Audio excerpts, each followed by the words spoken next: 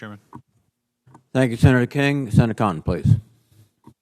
Thank you both for your testimony. Ms. Connolly, in response to Mr. Wicker question about why we didn't supply more weapons earlier, you used the term, it's almost like we self-deterred.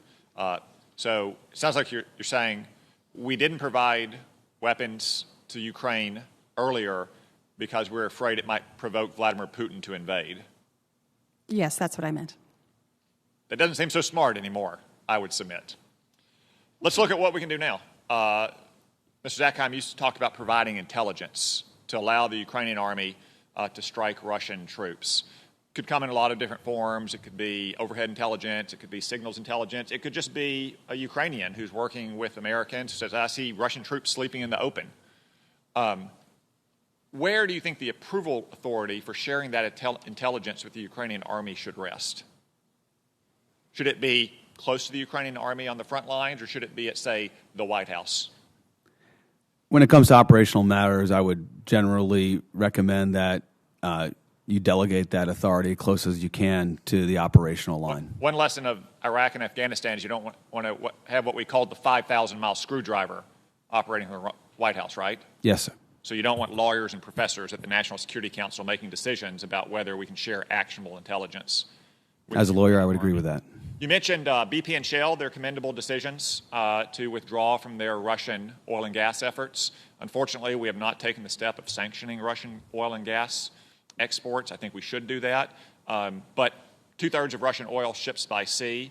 Is there anything to stop, say, the shipping companies that are moving that oil or the insurance companies that are moving those ships from refusing to carry that oil anymore? Senator, I'm sure their customers are what's motivating their decisions.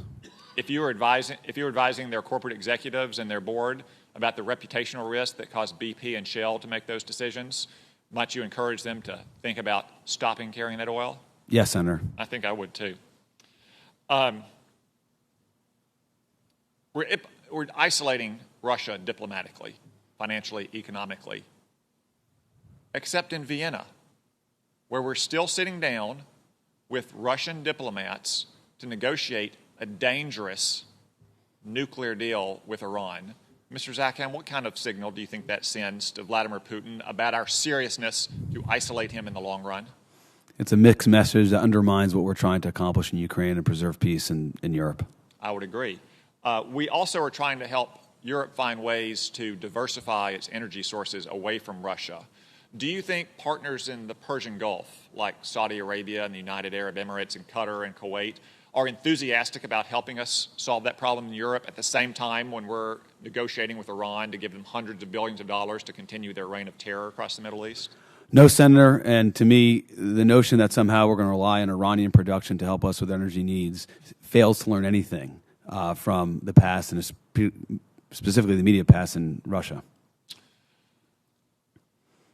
Vladimir Putin in the past few days has engaged in nuclear saber rattling.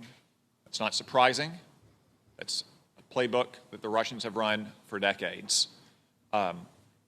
In the weeks ahead, we will get a nuclear posture review from this administration. What kind of signal do you think it will send to Vladimir Putin at the time he's engaged in nuclear saber rattling if the nuclear posture review of the Biden administration reduces the investments in our nuclear modernization or some of the new weapon systems that we introduced in the last administration to deter Russia's nuclear forces?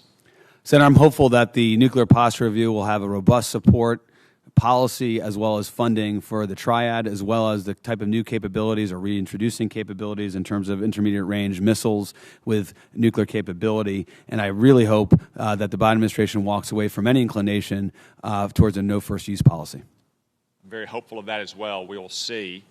We've talked a little bit about arming Ukraine on a crash emergency basis over the last few days, in some countries, the last few weeks with others. Do you think we should take the lesson from this invasion of Ukraine that perhaps now is the time to substantially increase the arms that we are sending to Taiwan? Absolutely, Senator. That is the clear takeaway from what happened in Ukraine. It's not a perfect analogy, but there's a lot to learn, including robust support for Taiwan. Finally, Mr. Zakheim, I want to speak to you about a survey that the Reagan Institute recently conducted. I was dismayed to see there's been a double-digit collapse in the trust that Americans have in their military. It was at 70%. You now register it at 45%. I know that decline has been happening for a few years. It's been somewhat gradual, though, until the last 12 months, where it seems to have substantially accelerated. What do you think are the reasons for that collapse in confidence and trust in our military, and what might be done about it? Thank you, Senator. As you mentioned, the survey has shown this is a trend over a number of years, although it continued to decline substantially over the past year. When we asked respondents why, it tended to go to the politicization of the military, without explaining what that means. So we'll continue to work on that for the next survey. But I imagine it refers to civilian leadership and senior military leadership. When the respondents were asked to explain why they do have trust and confidence in the military, generally they talk about the troops, those in harm's way, those in the front lines. All right. Thank you, Mr. Zackheim. It was an important study, and I do hope the Reagan Institute will continue to probe the very important question. We will. Thank you.